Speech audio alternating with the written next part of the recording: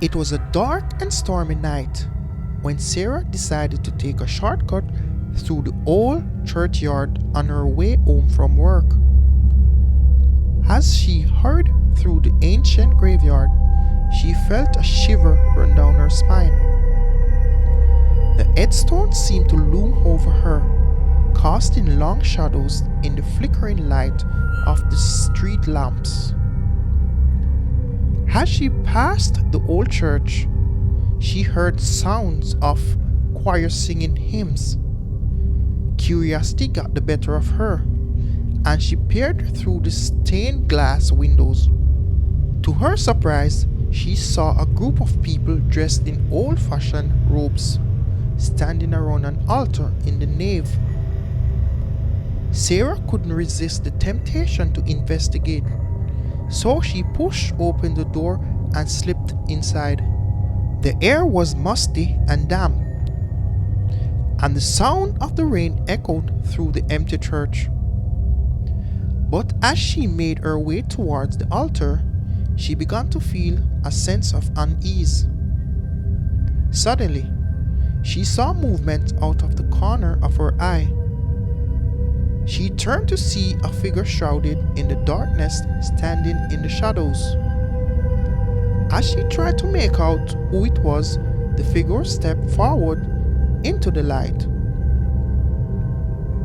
It was a man dressed in robes of a priest, his face twisted into an expression of anger.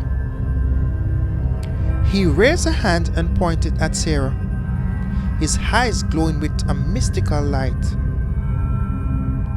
Without warning, Sarah felt a cool breeze wash over her, and the sound of the choir turned into a cacophony of screams. She tried to run, but her feet felt heavy, as though she was wading through treacle. As she stumbled towards the door, she saw the priest coming towards her, his hands outstretched. She screamed and pushed him away, but his grip was like iron.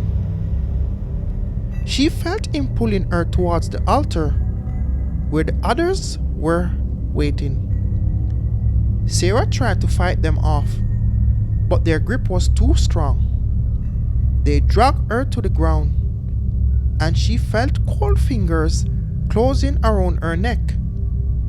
She struggled to breathe as they began to chant, their voice growing louder and more sinister. Just when she thought it was over, she felt a sudden surge of energy. It was as though something inside her been unleashed. She screamed with all her might, and a brilliant light filled the church, banishing the darkness and sending the chanting figures fleeing in terror. Sarah lay there for a moment, gasping for breath. As she looked around, she realized that she was alone in the church. The storm had passed, and the night was calm and quiet. Shaken and frightened, she stumbled out of the church and made her way home.